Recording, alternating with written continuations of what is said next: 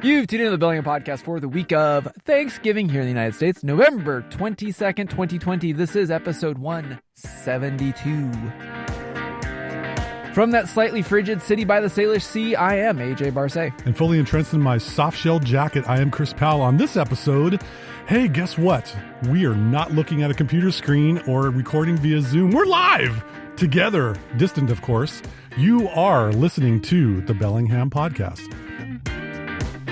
Well, Chris, I am thoroughly cold. How are you doing? I'm doing all right. It's, Jack Frost is firing up that cold machine, and I am not happy to see the temperatures drop, as well as the amount of time that we actually get light around this area. In this 49th parallel? 48 degrees north, 122 degrees west. In that geographical area, we don't get a huge amount of sunlight around this time of year. Yeah, no, it's almost dark 30 at 4 o'clock every day. So, yeah. And that's in the northern hemisphere this time of year, but in the southern hemisphere. Yeah, so this is kind of a fun bit. So every so often, after 172 episodes, I think everybody knows that I do gather some analytics on the show. And even though we are the Bellingham Podcast, we're bad, we're worldwide. Yes. And this is where this longtime listeners of the show will know this joke about we're big in Sri Lanka. Because we had some listeners from Sri Lanka tuning into our show in the analytics that you dug up one time. And hello, Sri Lanka, for those of you still listening. We still miss you, Sri Lanka. Yes. So we appreciate all of our listeners worldwide, and lo and behold, my analytics pinged me that we had a sudden surge of listeners, that we rose in the charts of the travel podcast sphere.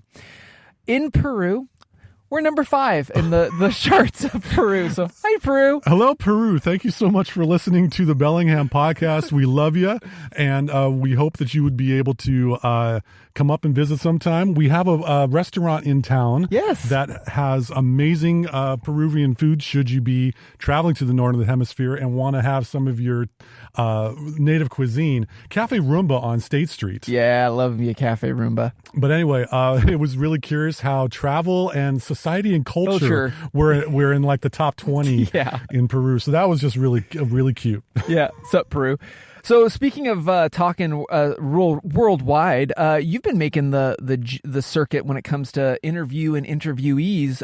You were on another show again. Yep. I had a great opportunity to be on the Whatcom Dads podcast a while ago, and just recently I was a guest on the KGMI Whatcom Business Report with Meg Weber. And What's up, Meg? Hey, Meg. We had a fun conversation, talking about the intersection between technology, work from home, and work-life balance. That whole amazing Venn diagram on how one can navigate that. That's not a Venn diagram. That's a Powell diagram. That's basically a picture of you. If you were to doodle those Venn diagrams, your face magically appear. Well, sometimes we want that face to magically appear. Other times we just want to hear the darn voice. Anyway, had some really great discussion, ideas for Christmas gifts, ideas for how to handle the fatigue that you're getting with looking at screens all day. This may be a recurring theme in this show. I was going to say, wait, are we talking about our show or the interview you gave? I'm confused. Well, I guess I kind of have some talking points in general, but anyway, that airs Sunday at 8 a.m. on KGMI Radio, and there will probably be a link to a podcast in the near future when it shows up, and I think they have archives of their shows on SoundCloud, if I recall correctly. So plenty of chances to hear my wonderful face-made-for-radio voice in the near future on KGMI. Thank you for the opportunity, Meg. Cool. So let's dovetail into some of the topics that we're going to talk about, which is, the intersecting of, talking about local and technology and being away from screens. Exactly. I got a riddle for you, AJ. Oh, I love riddles. What is a 2-word holiday that has a color in it and has a day of the week? Locals Tuesday?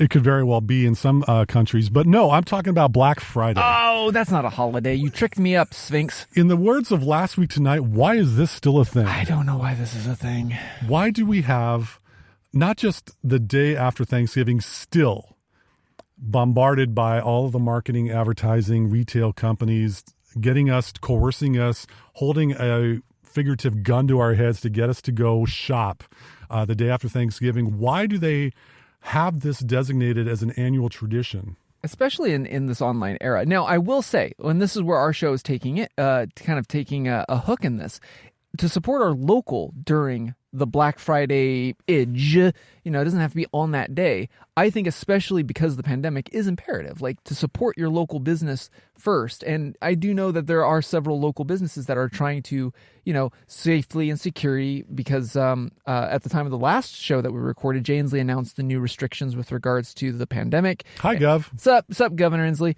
So our local businesses, I think taking Black Friday, Cyber Monday, Locals Tuesday, whatever, and supporting your local economy first here in Bellingham or wherever you listen to us, whether it's, on Camry 102.3 FM. Oh, that community-powered radio station, also streaming worldwide on kmre.org. Well, yeah, full disclosure, we're on there too. Yeah, so, Saturdays at 3 p.m., by the way. I love Saturdays at 3 p.m.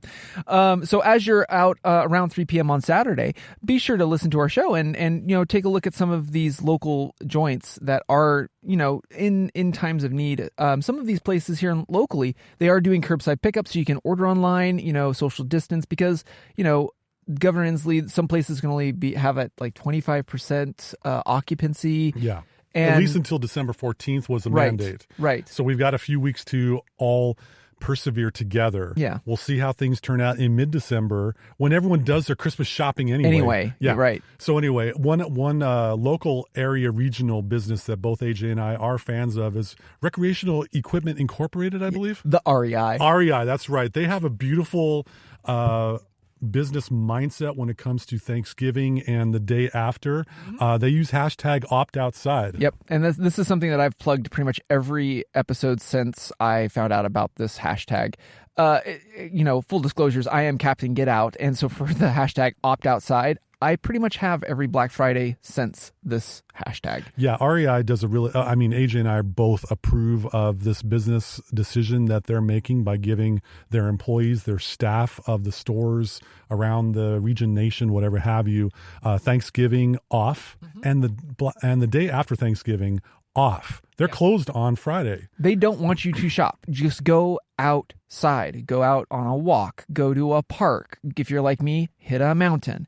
Just go. Yes. And they're that is what their whole business is about. So they want you, to take their equipment and apparel and go outside. To learn more about this initiative that we wish more businesses would have, we got a link to it in the show notes. And for the love of Greg the Hammer Valentine, drink. And so while you're going outside, what better place, and if it turns out that you're going to go to a business or a retail company on that day or that weekend, why not go to a local one here in Bellingham in the Fairhaven district, my favorite bookstore in town. I can't speak for you, AJ. Oh, they are. But Village Books in the Fairhaven district. I got an idea, ladies and gentlemen, for a gift idea. Ooh.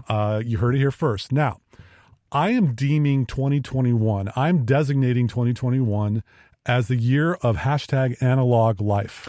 I, as the Analog Explorer, endorse this message. And by analog life, I mean, let's get away from the screens.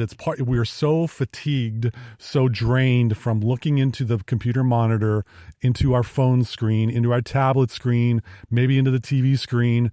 Let's focus our eyes on something different. And by different, I'm meaning in Village Books, they have a wonderful selection of journaling notebooks. Yep. And also decent high quality pens available as well. Not the Bic 10 for $1 that you normally find in your office big box store. Which, if that's all you can afford, okay, that's fine. Totally understandable. But here's an idea. If you have the shekels and the budget available to take care of your special someone or a family member or a colleague or something like that, take a look at some of the notebooks, journaling notebooks they might have that fit the personality of the person you're giving the gift to, and also maybe pick up a pen. Here's a way for you to be able to encourage them to write their experiences, write their feelings and how they're dealing with things, write down their rants, come up with to-do lists, write the things down instead of using an app and getting thumb cramps by pounding the glass keyboard on your phone or on the keyboards on your desktop, laptop, whatever. Yeah, or having them just go to the social networks of doom and, going on a tirade just to, have people tear them down or whatever. Like, the thing is, and we mentioned this on the show, like at the early days of the pandemic when we were the Quarantine Chronicle series. Yes. This is an interesting time, and I think it's going to be interesting to see where people document this era, and yes, there are social networks and stuff, whatever, but again, for what reason? Like how are you personally processing and documenting this time that is, once in a century? Sure. Dare I say? Hopefully it'll be once. Yeah, we're hoping. But also way back in the double-digit days, perhaps. Might have been. Way back in the Wayback Machine, we did a little bit of a partnership with another company associated with Village Books for the audio side of life. Yeah. So the thing that was cool, and as Chris said, full disclosures, we did do a sponsorship with Libro.fm back in the day. They don't know that I'm doing this bit. This is not sponsored, but because of the NAS project that I've been doing, I've been trying to get all of my audio in one place and stuff. And there's that other bigger audiobook behemoth that sponsors podcasts that does not sponsor this one. Yeah. That does proprietary AAS extensions on their audiobooks. And luckily, because some of my audiobooks are in Libro.fm, they're all just MP3s, which helps me out with my workflow that I'm doing, centralizing everything. But as I was doing that, I noticed that Libro.fm just put out a new update to their app. A lot of new features, a lot better look and feel. I think they're doing it's just a whole different experience than when you and I did that partnership with them. And so anyway, I just wanted to plug them because in this holiday season, let's say you're uncomfortable, even at 25% capacity, going to something like Village Books, totally understandable. You don't want to do curbside because you want to do an audiobook. Cool. A full digital workflow that still supports our local economy here in Bellingham is buying through Libro.fm, a audiobook, and part of that purchase benefits Village Books. And if you're not in the Bellingham area, take a look at Libro.fm because they partner with a lot of independent bookstores. And wherever you're at worldwide, they probably have a partnership with a local bookshop near you. So as you're thinking about buying local, there's a great company to consider. Bingo. Along the lines of buying local, you don't have to go there on Friday after Thanksgiving, but sometime in this upcoming Christmas holiday shopping season, yes, it's an annual thing that we all have to buckle up for. Head north on Meridian Street towards Linden. If you can avoid the retail district, good on you. But as you get out of Bellingham and are heading towards Linden on Meridian Street, you're going to see on your right-hand side... East, right? Is that Starboard? Yeah, I think so. Bellewood Farms, which is normally, the source for apples, apple cider, and other drinks because they have gin. Yes, because they have a distillery there in house as well, and they have great tours too. But one of the things that I noticed on Bellewood Farms, they used to be Bellewood Acres, I believe. If you go to Bellewood Farms' website, they have in their shopping online zone hand sanitizers. Huh. Now as you're picturing hand sanitizers, you're thinking the $1, $2 little travel bottles that you have in your car or in your purse or in wherever that you use after you've been to a retail establishment or something. They have custom hand sanitizers where they'll distill apples, kind of like for their drinks. Gin! Like that, yes. Or what they do is they do a little splash of citrus, and now you've got a very curated, high-quality custom hand sanitizer. What a wonderful, unique gift that probably will be used by the gift givee. Probably by the end of December. I can imagine so. So check out Bellewood Farms to see about some custom hand sanitizer or gin. Yeah, that's right. What else you got there, JJ? So speaking of herbal infused drinks. Oh, I was. Why don't you talk more about it? I'm talking about tea. Of course, with a capital T that rhymes with tea. So here locally in Bellingham, we have Wonderland Teas. I think they're off of Holly and Railroad. Yeah, it's a left ventricle of downtown Bellingham. And I just really like them for their teas. There's a wonderful woman there that makes some actual locally harvest tea infusions, but also imports from other places. So if you're looking for your oolongs, your Ceylons, she has a wonderful selection. Take a look at Wonderland Teas, or again, like if you're, and this is semi-local, I say proxy local.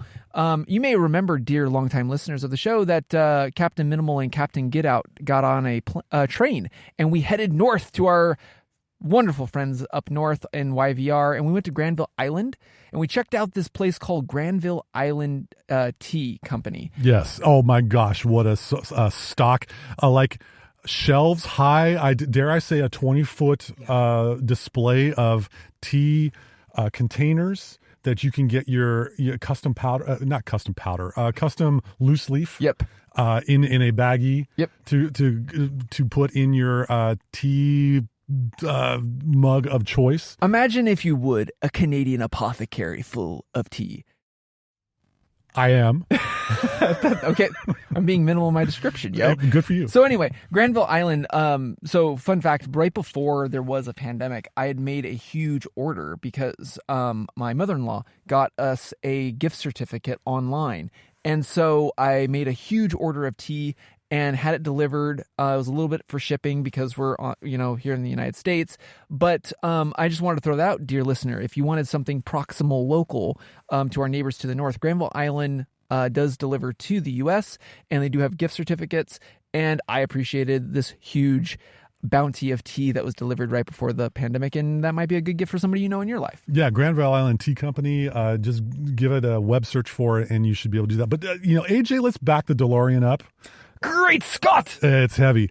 Let's go back one day to the actual Thanksgiving holiday. Now, I'm getting tired of this idiom that is being overused, that we are living in unique times. This is going to be a unique Thanksgiving based on a multitude of things. Yeah, that we don't need to go into because you've already been bombarded with the news headlines about it already. However, if you're looking for something different this Thanksgiving holiday, let's go Alt+Thanksgiving. I like Alt+Thanksgiving. It's a new thing, and you heard it here first. There is a wonderful website delivery service here in Whatcom County that you might want to consider, AJ. So, and I have to attribute this one to the unofficial captain of our food desk here at the Bellingham podcast, my wife.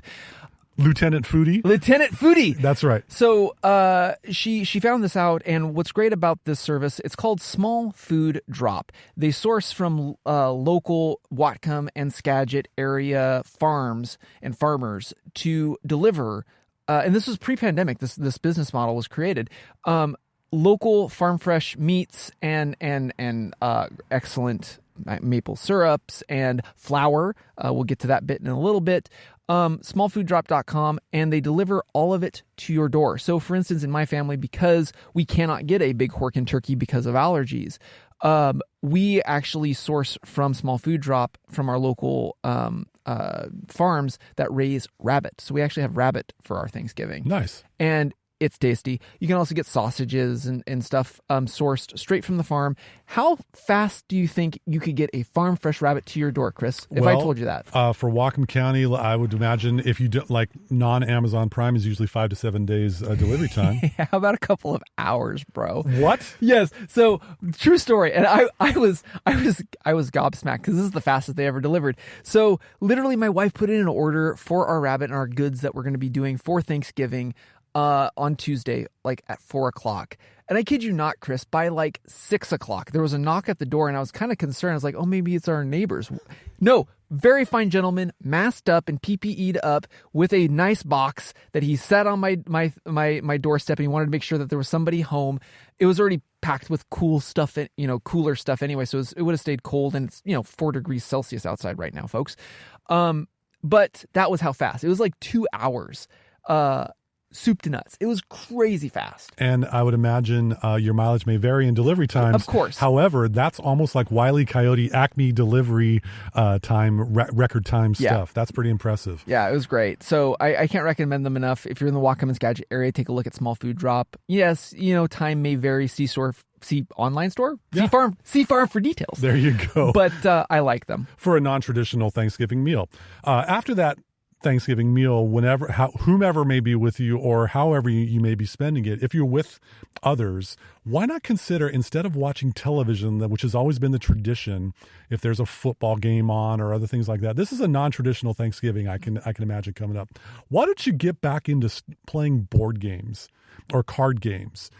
let's get back into analog life, where you're not looking at a screen when you're playing the game, but actually looking across a table from your opponent. Wait, you're not going to play Jackbox online? Because No. the Jackbox, everybody's doing the Jackbox online, like over Zoom, the Jackbox? No, dude, I'm old. Stop it.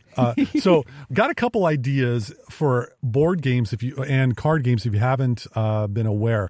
Got some friends that are really fans of a game called Munchkin. Yeah, I've played Munchkin. And I've always been a fan of Exploding Cats. That's always a fun one. It's a clever game, game. But if you have little kiddos, consider Sleeping Queens. Now, this one I didn't know. Exploding Cats was done by the Oatmeal, if I recall. Yes.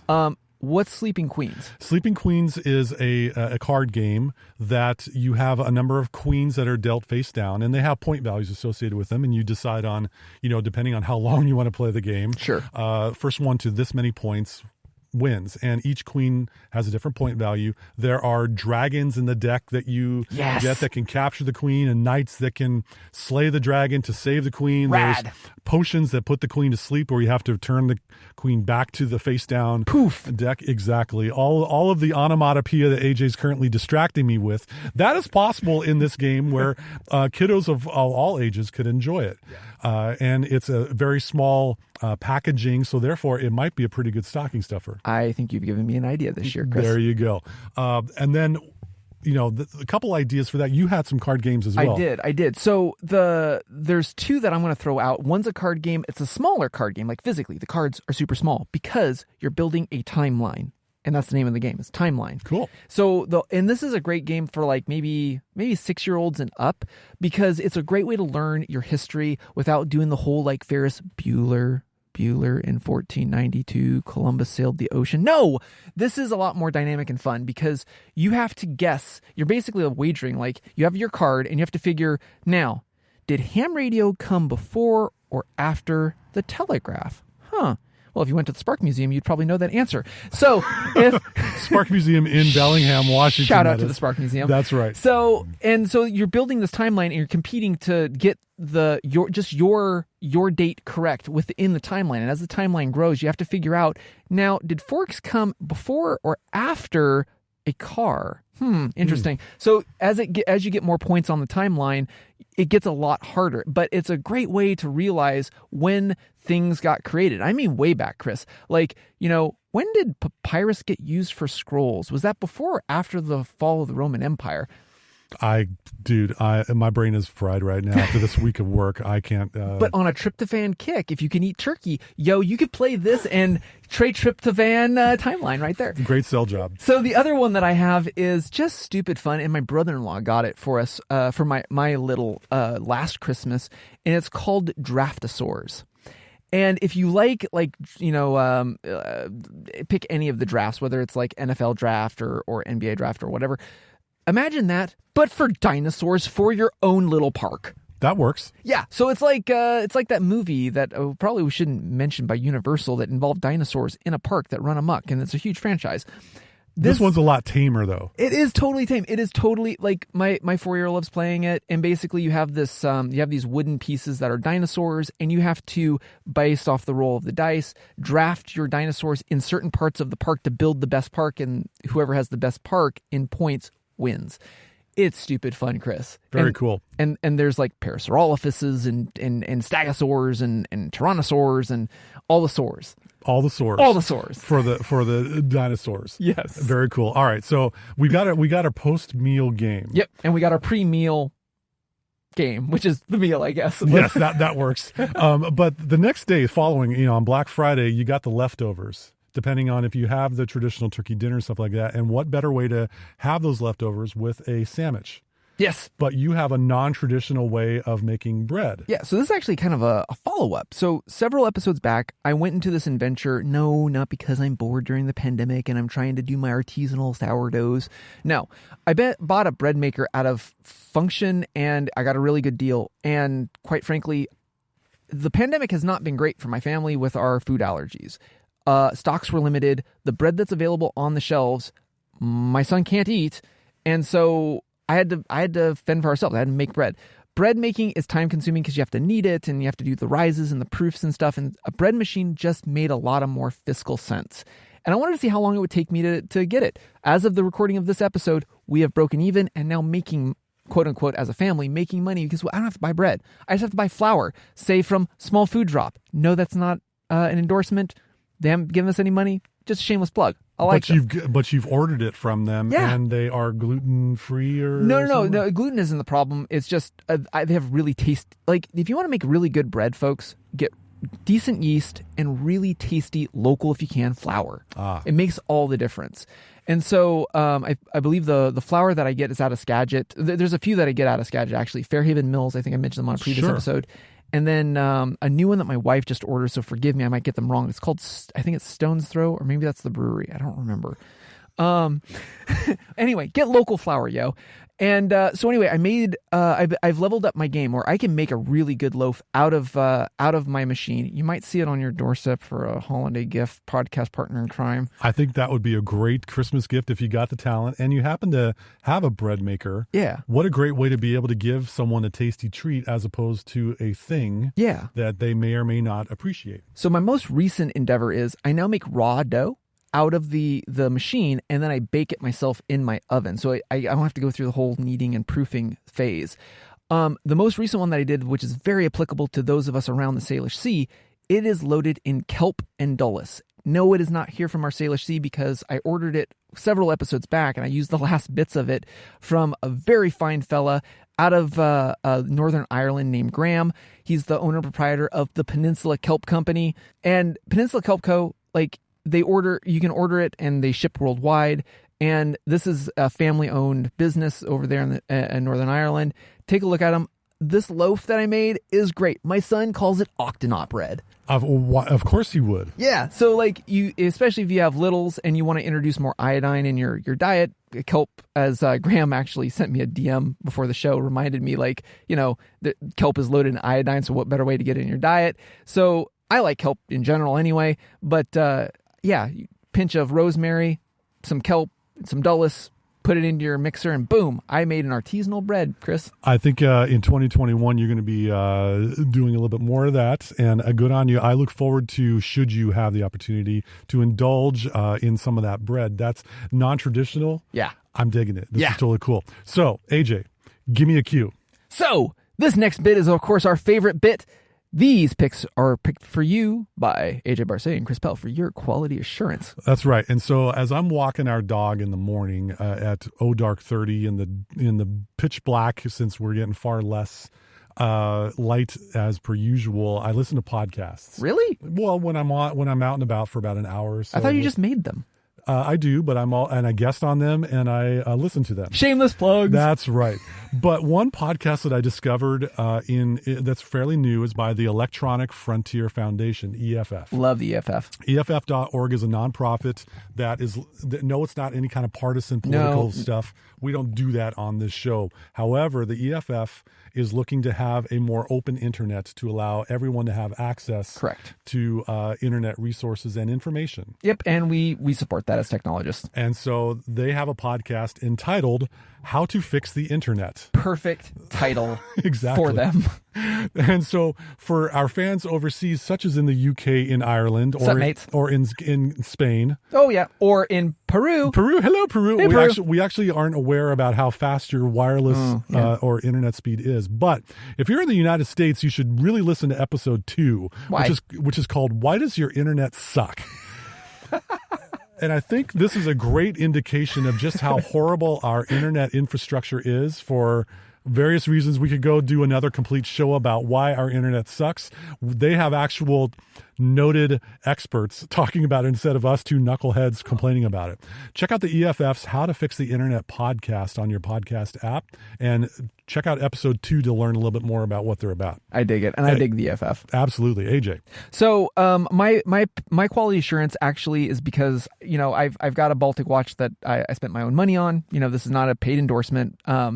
But Balitc Watches is a company I mentioned when I got my Balitc Bronze. They're a French-based company, and typically they use affordable, really great mechanical movements, automatic movements out of Japan, made by Miyota.